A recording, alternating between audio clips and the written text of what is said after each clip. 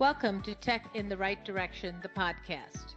Let's take tech in the right direction to drive social change and close the employment, pay, and culture gap for women in technology.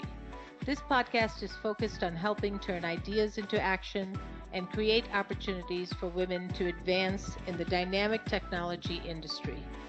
I hope this podcast will inspire and motivate you to encourage more women and girls to seek or grow a career as a woman in technology. Stories about the journey of amazing women in the tech field starts right now. Welcome to Tech in the Right Direction, the podcast. This week, I'll be speaking with Jennifer O'Brien. Jennifer founded Accounting Business Solutions by JCS in 1989 to help small businesses learn to successfully use accounting and business software.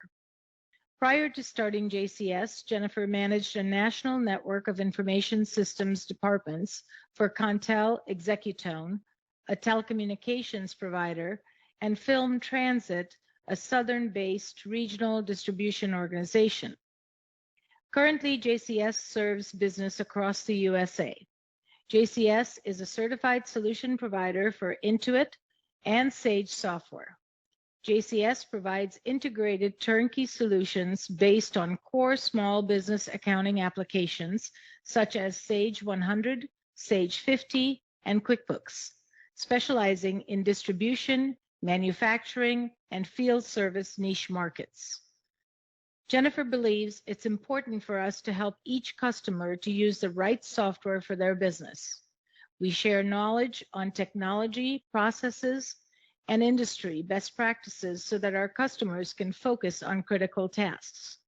With the right software, businesses can rely on analytics about operations and financial performance.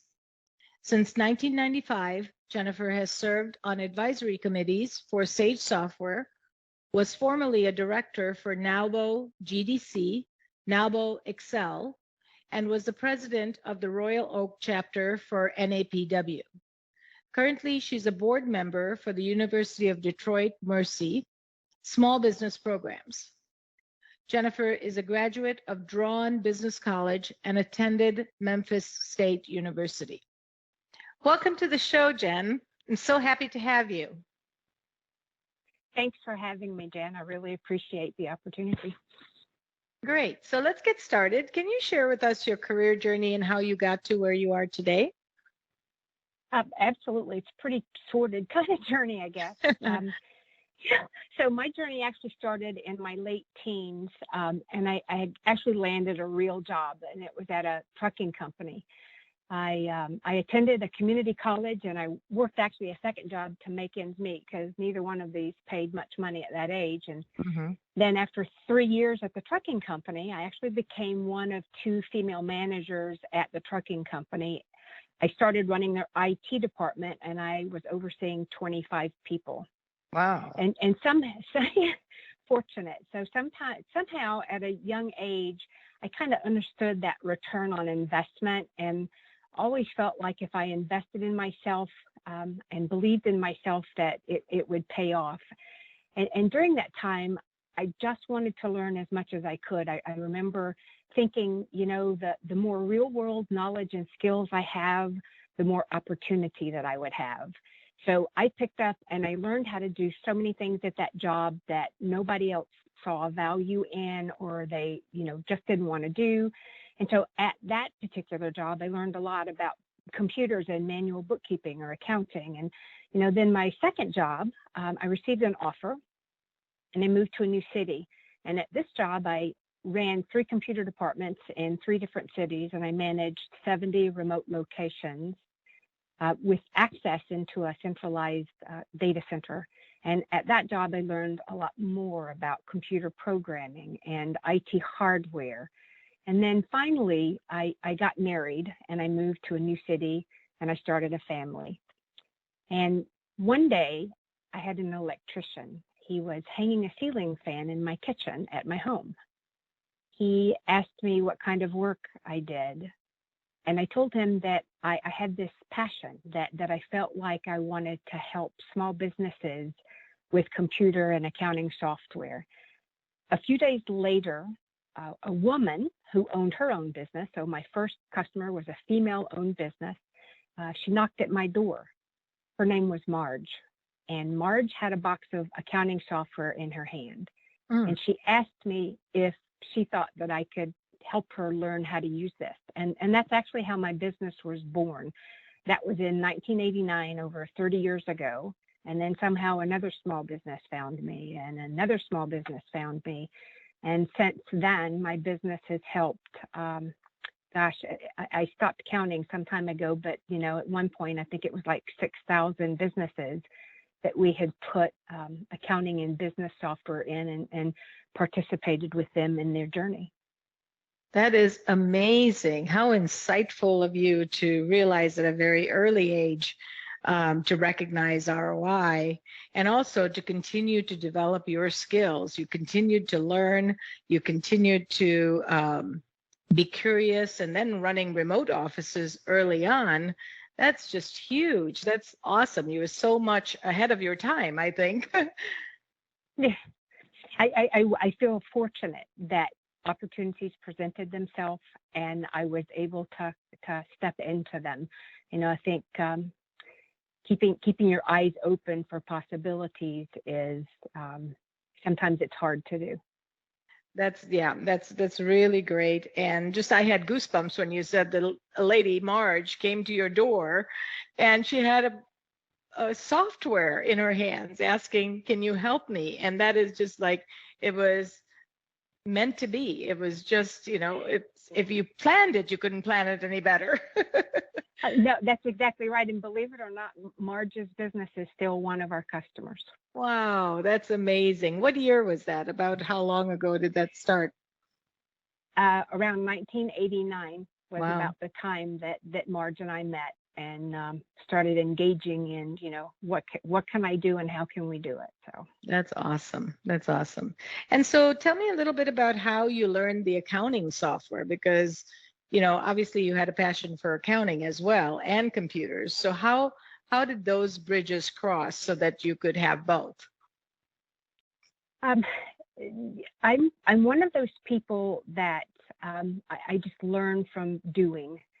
And so, I remember getting a computer and I installed the software and we took a look at it. And I just, out of curiosity, well, what happens if I do this? What happens if I do that? Oh, don't do that. Mm-hmm. And then I remember the second company that I picked up as a business was 35 miles from where I live. I still don't even know how those people even found me, but I went to see them and they're like, can you help me do? And they had a laundry list of things. And so we agreed that I would take a copy of their data. And at that Mm-hmm. time, there were floppy drives on Mm-hmm. computer systems. And I think at that time they had a 3.5-inch external floppy drive. Mm-hmm. And I rolled out of their driveway with a copy of that. And as soon as I thought, the whole way home, I thought, how am I going to get a 3.5-inch floppy drive and get this installed on my computer? Because I didn't even own one, but I agreed to take on the project. And so, I went down to Best Buy or the local place on the way home, and I found what I needed, and I took it home and, connected everything. And fortunately, it all worked. So, wow, you're a true entrepreneur, that's for sure. We envision that it can be done, and then we figure out how to do it, right? And especially being women. Exactly. Go ahead. That's exactly right. No, that's Yeah. exactly right. I couldn't agree more. That's great. So, this podcast is focused on bridging employment pay and culture gap for women in technology. What are you seeing in your industry today? Ooh, a lot of change from 30 years ago, Mm-hmm. but what I'm seeing is, from a high-level world perspective, I see more information being targeted to younger women regarding STEM, right? Encouraging them to learn science and math at higher levels. Mm-hmm. I see easier access for education for women and for funding. And because of all of these things, I see women of all ages embracing technology. They're now eager to become tech savvy. They're engaging in technical conversations. They're working in technical jobs. You know, when I was starting, it wasn't cool to be a female geek, and now it's okay to be a female geek, and I actually love it. You know, in the 90s, I might be the only female in a business meeting, and actually I was invited to attend a Microsoft focus meeting, gosh, in the early 90s. And it was in a very large conference room and a very large table. And I was the only female at that table. And, you know, today I see more women participating in meetings, and they're leading them because they're the decision maker when accounting and technology, you know, might be the topic of a potential purchase. So a lot's changed. That's great. I'm so glad you're saying this and seeing that change, because we've been trying for a long time, and you know, we still have a long way to go, but I think we are seeing, you know, it change where, you know, we are doing a lot to bring women into technology and showing them role models that they can see. The girls can see role models that say, wow, I can do that. If she can do it, I can do it. So we continue to do that. Yep. Agreed. Yeah. So absolutely agree. So with accounting software, tell me a little bit about how your customers use the software. What kind of business problems are they solving? Do you actually consult with them prior to them purchasing the software? Do they have the software ahead of time, and then you come in and show them how to, you know, show them the features and how to use it? How does that all work? So, oh my gosh, sometimes, and I feel more fortunate sometimes when people come to us that say, you know, I don't have the right solution. Can you help me find that right solution? We do have a lot of clients that own software that come to us that say, can you help us, you know, use this better? So yeah, we do implement and train small businesses on accounting software, but we take most customers, you know, well beyond just accounting. We have a lot of focus on helping businesses manage things like inventory and manufacturing operations, or help them make processes more efficient. We work a lot with field service type based businesses. And the movement that I see for small business owners, especially over the last 3 or 4 years, is that, you know, a lot more of them want to know their numbers. And by that, I mean, they want to know, you know, how profitable they are as a business overall from a high level. They want visibility into areas of their business that make them the most profit, you know, and solid, detailed, analytical facts. They want to know, you know, they want help understanding where they could be doing better. They want fully integrated back office and business management systems, you know, and this could include things like their accounting and customer relationship management. It could include manufacturing, production, shipping, receiving, you know, website integration, field service, you know, and the list goes on. Some of the products that we specialize in, we do a lot with Sage 50 and Sage 100. Those are, you know, 2 ERP systems, and we do a lot with QuickBooks customers as well.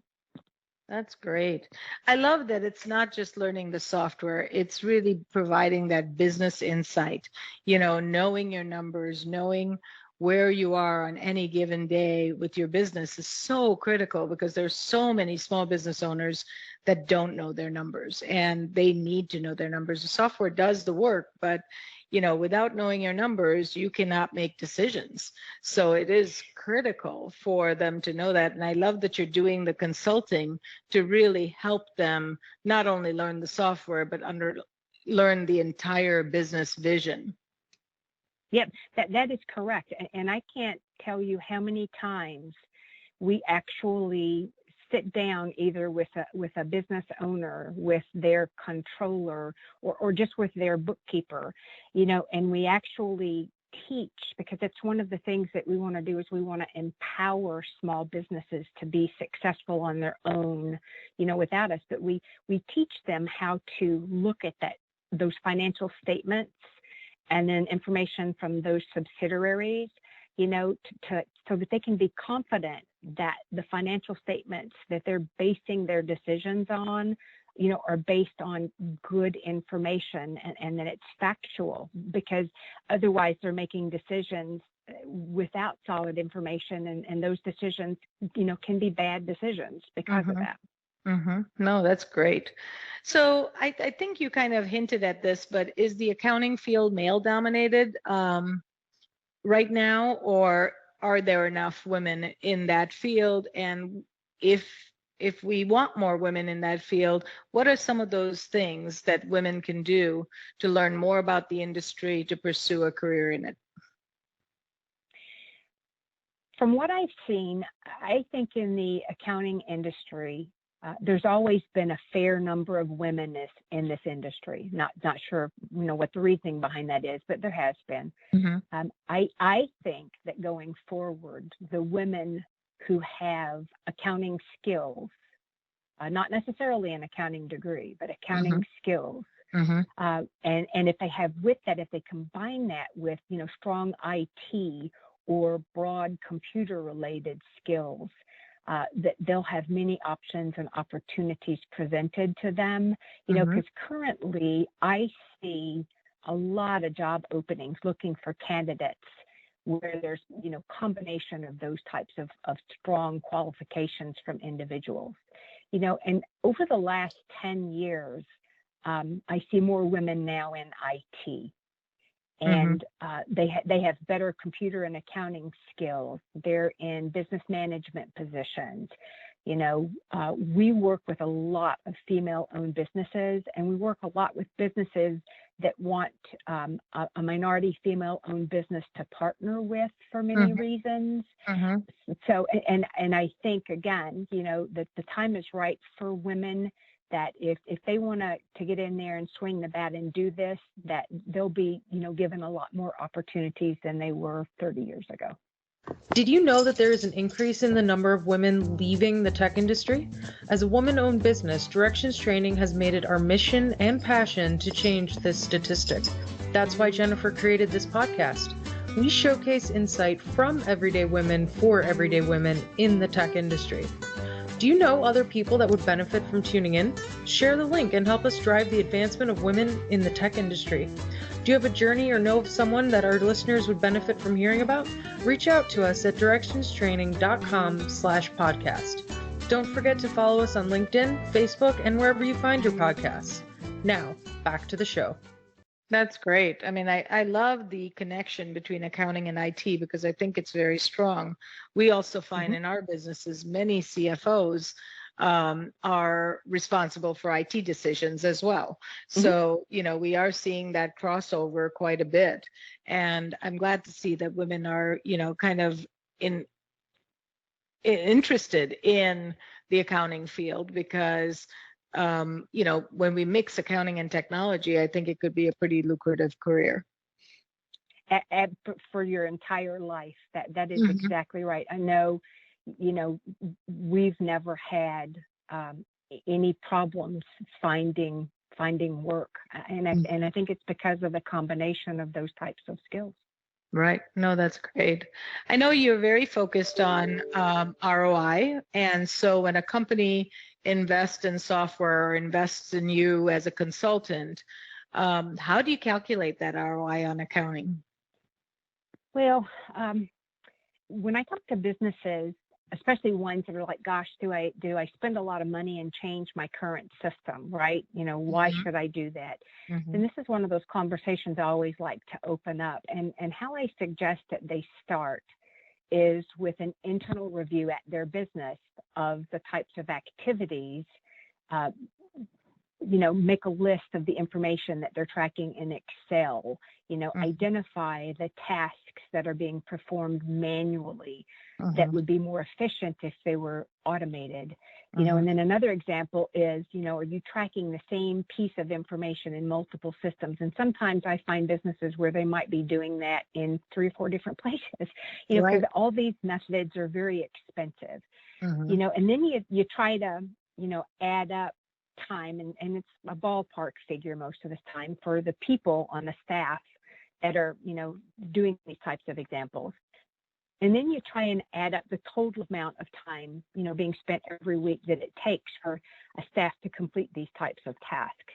And once you've got a rough idea, you take those total hours and you multiply it by an estimated hourly pay rate, and let's just say $15 an hour, and then you need it at a minimum to probably add 20% on top of that because of taxes and, overhead. And a lot of times it's a lot more than that.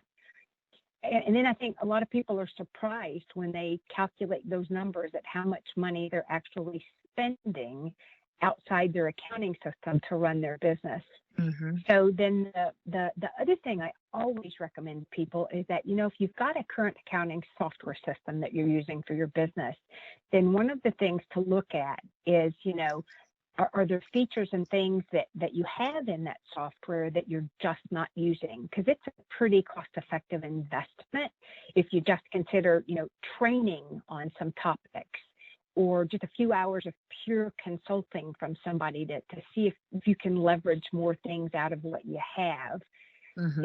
So, and then if you have too many things that the accounting and business software just can't help you manage, that's the time where it might be the right time to take a look at other tools, other options. So then by now you should have a list of your pain points, how much those pain points are costing you.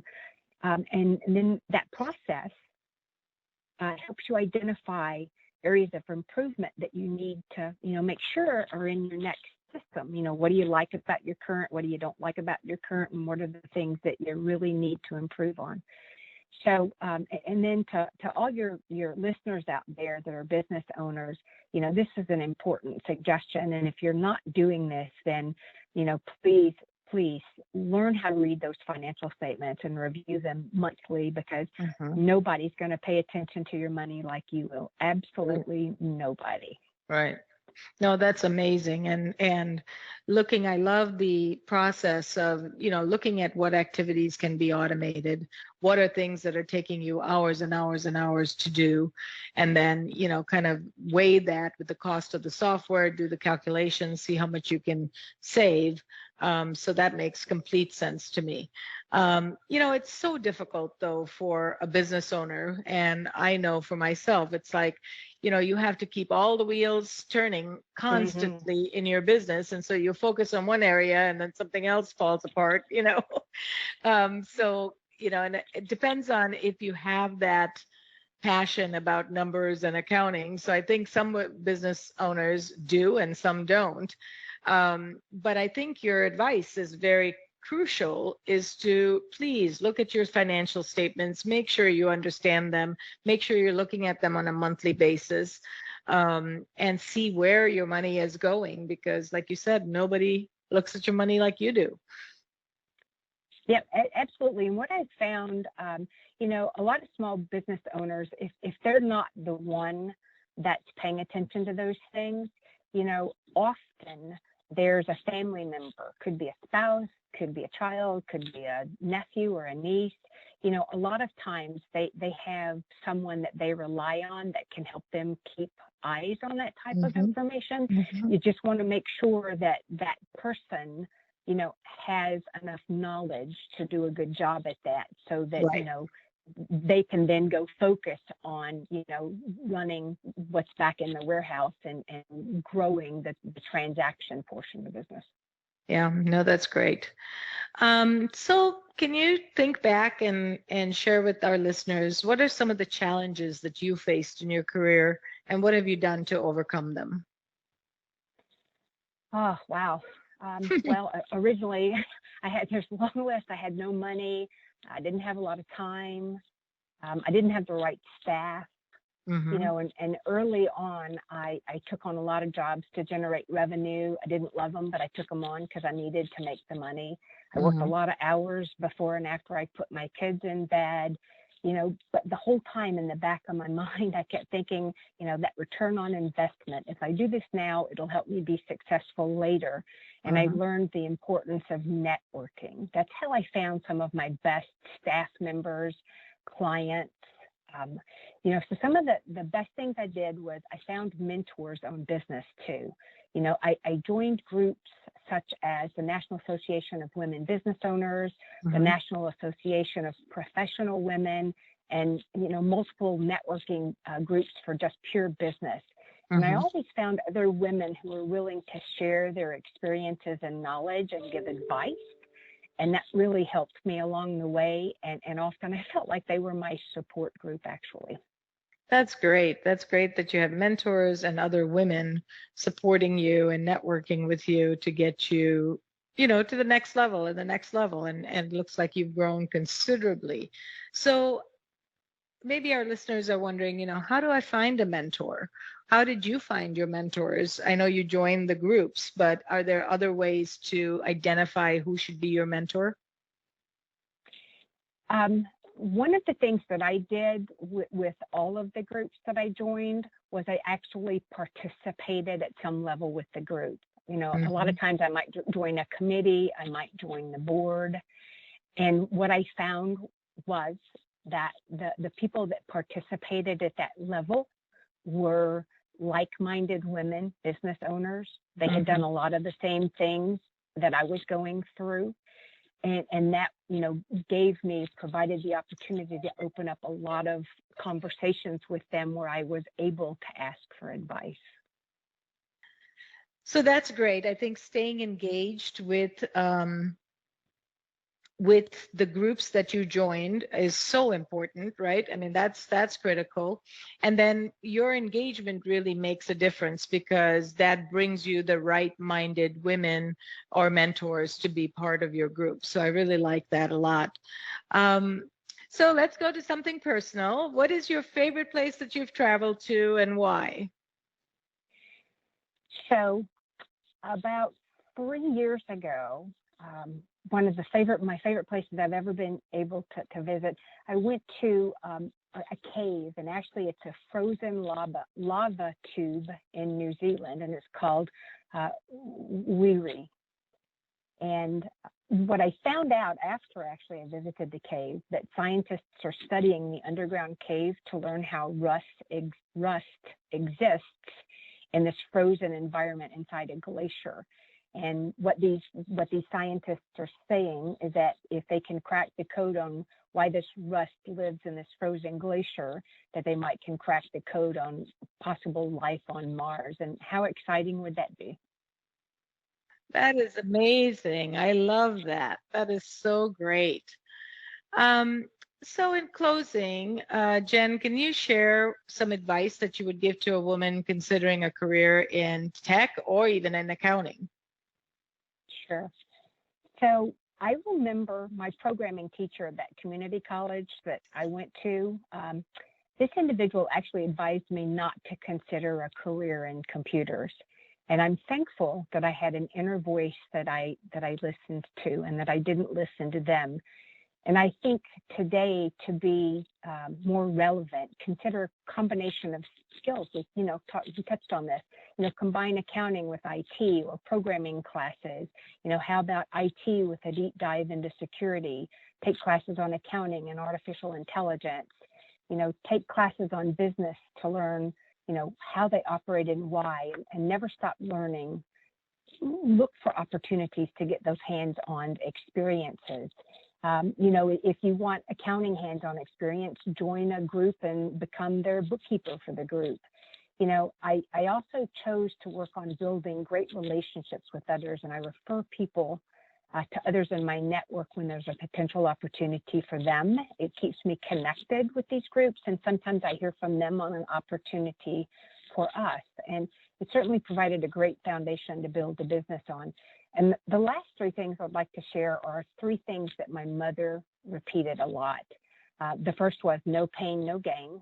The second was say please and thank you because they're free. The third was always be grateful.